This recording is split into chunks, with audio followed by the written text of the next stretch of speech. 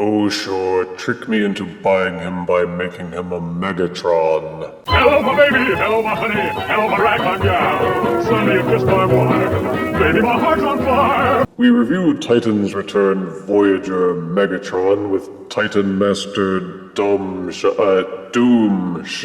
As leader of the Decepticons, Megatron is nearly as permanent a fixture in Transformers as Bumblebee. The Voldemort to Optimus Prime's Potter, Megatron was the permanent supervillain boss who opposed the noble Autobots. Or at least he was. In the IDW comics, they've been monkeying around with things and made him an Autobot, which, in my opinion, screws things up royally. But enough people like the new dynamic that they've stuck with it for some time. But that obviously won't stop them from making new toys as if he were still the enemy boss, and so we have this Titan's Return Voyager.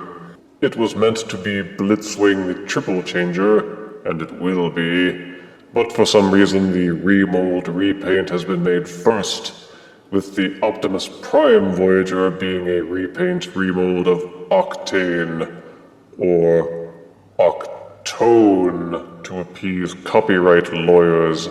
This Voyager comes in the normal rectangular box with character art on the front and sides. Full product shots are on the back, along with product plugs on the right.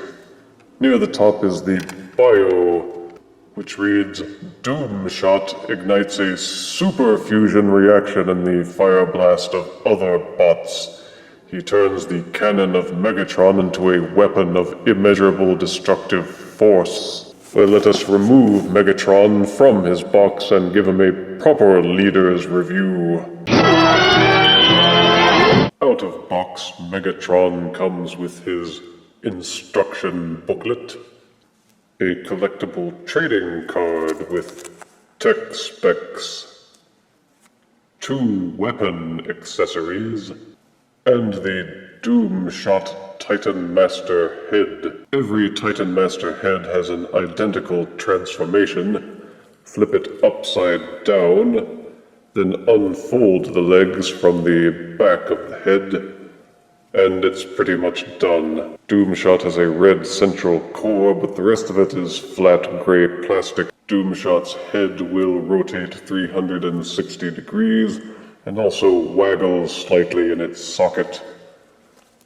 The arms will swing up, the hips will swing up, and the knees will bend. That is the extent of their articulation. And here is Megatron in tank mode. Thrilling 30s Blitzwing was and is a floppy, hollow mess in his tank mode. Well, in almost all his modes, to be frank. Only his robot mode seemed halfway decent, but with Titan's Return Megatron, all 3 modes may not be perfect, but at least none of them totally suck. As a tank, Megatron looks and feels fairly solid, and they do a decent job of hiding the kibble, except for the wings of the jet, which are folded across the back. The jet exhaust ports are also visible at the front, but at least you can pretend that they are supposed to be some kind of gun array to blow away enemies in front of you. The color scheme is mostly varying shades of gray, with some reddish highlights on the stickers, on these joints, and some translucent orange plastic on the canopy. There is plenty of sculpted detailing to add depth and dimension to the otherwise flat gray plastic. The tank treads don't actually work. Instead, they have plastic wheels on the treads, which will allow Megatron to roll decently on smooth surfaces. The tank turret will rotate 360 degrees, and if you unpeg the transformation hinge, you can even tilt the turret upwards. The fusion cannon accessory will peg into the front of this silly dinky nub on the front of the turret to make it look more tank-like. You may also plug the second gun accessory into the top of the fusion cannon for a dual gun turret. You can flip up the canopy on the turret to reveal a cubbyhole into which the Titan Master figure may be seated. He can also fit into the secondary gun accessory and sidecar in that. Beyond that, there are not too many features to the tank besides the detailing. It should be noted that when transforming to a tank, the wing sections should peg fully into the back here and lie flush to the sides.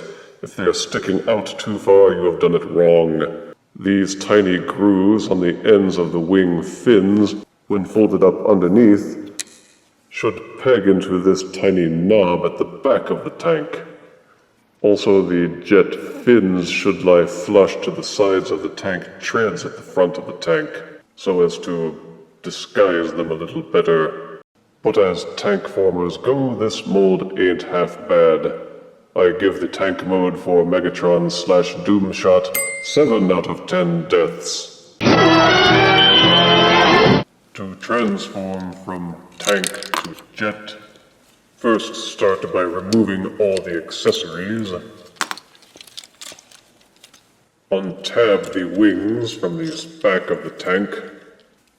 Swivel the turret up and out of the way. Take the front part of the tank treads and swivel them backwards. Peg them to the side of the treads thusly. Swivel the wings fully up out of the way, and untab the tank treads completely from the side by pulling the robot hands out of these pegs. Take note of the red hinge, which is the robot elbows. Fold and accordion the tank treads until they are inverted. Make sure the red hinge is tilted backwards to the point where this hole in the front of the tank treads can now be inserted into this peg at the back of the treads.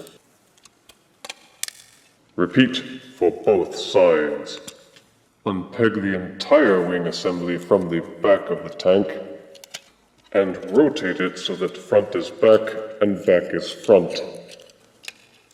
The wing assembly will re-peg into this slot here, where the front of the tank used to be. Unfold the jet wings from underneath, and tilt them back downwards to hide the ugly tank tread kibble. When rotating up what was the front of the tank to become the jet's rear fins, make sure that this little tab is pointed downwards. What was the sides of the tank treads will peg into it when you peg it into the side of the jet plane. Fold down the rear fins to hide yet more of the ugly tank kibble. Be sure to keep the tank turret rotated down thusly, and fold out the nose cone to clamp it into place against what was Megatron's chest. Pop open the jet nose cone, and fold out the front of the nose cone from inside, and re-clamp it shut. You may now fold the tank turret to become the landing gear. And, yeah. Here is Titan's Return Voyager Megatron in his jet mode. The jet doesn't seem to come together quite as well as the tank, but it's still better than the thrilling 30s Blitzwing. It feels solid. None of the panels seem to pop loose under regular handling. The colors are intact. The stickers are already beginning to show signs of wear. He certainly looks sufficiently jet-like. The rear fins and the wings do a good job of hiding the folded-up tank treads, although from the side and from the bottom, you can still see them sticking out. A rather glaring flaw is that they didn't do anything with the tank turret.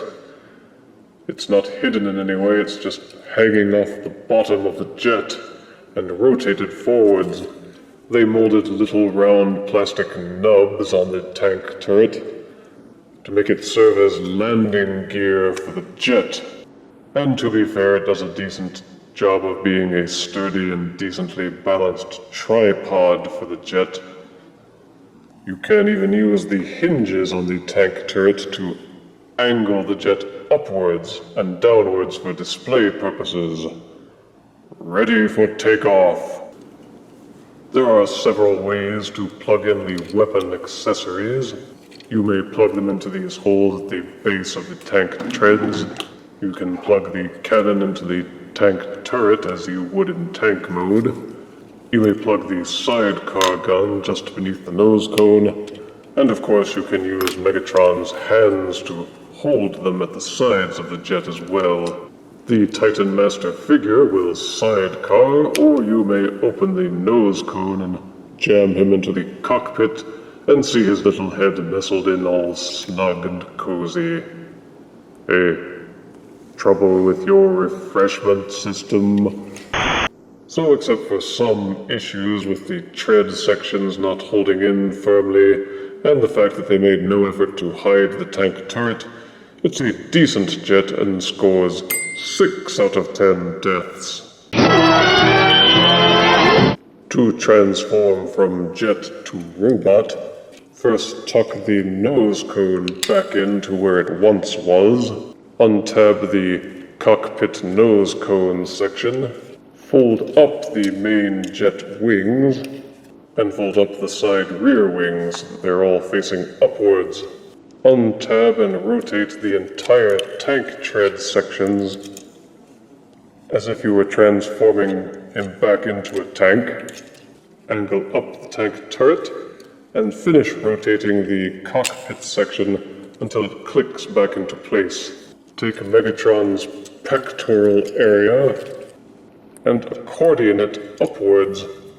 Once the cockpit section has been fully rotated and put back in place, you may then re-tab the tank tread sections back into it. Once that has been done, rotate up the pectoral area.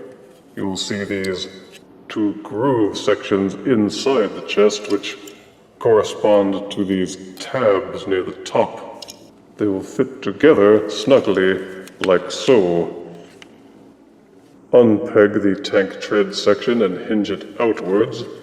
You will see a circular section inside which corresponds to this tab at the shoulder. Fold it upwards into place, and then fold the upper section back down to form the biceps. Take the tank tread section and fold it sideways and inwards to give it more beefiness. Repeat for both sides. Rotate the tank tread section so that the forearm is facing forwards, and rotate the bottom of the tank tread section upwards and lock it into place. Rotate the jet fins upwards until they're lying flush against the robot's shins. Separate the jet thrusters to become the robot's legs. Flip the figure upside down and open up these hatch sections at the back of what was the jet thrusters. Flip out the jet exhaust and rotate it forward until it becomes Megatron's feet. Accordion the thigh sections out from inside the shins. You will see a small tab just at the base of the kneecap and a corresponding peg at this black hinge near the base of the thigh. These will peg together and hold the leg in place. Reclose the hatch to complete the legs and the shins. Fold the secondary hinge of the jet wings inwards. Rotate the tank turret until the gun is facing upwards. Then take this small peg and insert it into this small slot at the base of the jet cockpit to form the tank backpack. Take little Doomshot, turn him upside down, and bend him in half to form Megatron's bucket head. Insert it into the port at the top of Megatron's body. You can open the chest and flip this tiny switch to pop up these little side fins at the sides of Megatron's head. And finally, we have Megatron in his robot mode. Given that this mold was plainly meant to be Blitzwing, it does a good job of remolding into a Megatron figure. The Doomshot figurine makes a passable bucket head, and the fusion cannon looks at home on his arm, if a bit stumpy. But for some reason this mold seems a bit top-heavy as a robot, with the legs seeming a bit thin and short compared to the rest of him. They just don't proportion quite as well. And these red plates on the shins somehow look like they should be the ports for a Combiner Wars figure. His feet are wide enough that he doesn't topple easily, and the heel spurs add more stability. Depending on preference, you may swap out the gun accessories and plug them into the shoulders, fix the cannon to the tank turret, or double them up on one arm. This will also allow you to use the goofy sidecar mode by popping off Megatron's head, converting him back into Doomshot, and parking him thusly. Where's my target? I can't see anything. Megatron's head will rotate fully, but the joint fits in so tightly that it doesn't seem to want to tilt much at all. And you have to push those little spring-up sections on the neck back and down to get any decent head rotation at all, which makes you wonder why they put them in the first place. The shoulders will rotate fully where they join into the torso. They're also hinged at the side and will splay out to a very wide angle. You can even pop them loose from the transformation joint to square them down a little if that's your preference. The elbows bend at least 90 degrees and an upper bicep rotation is included.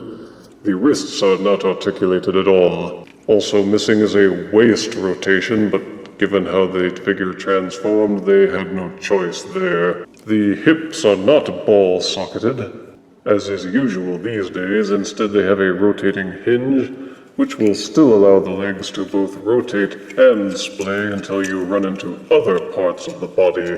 Upper thigh rotation is included, as well as a double hinged knee that is still strong enough to support the figure's weight. The front of the feet will tilt downwards, but does not add any stability to the figure, and is only good for doing those ironically silly ballerina poses.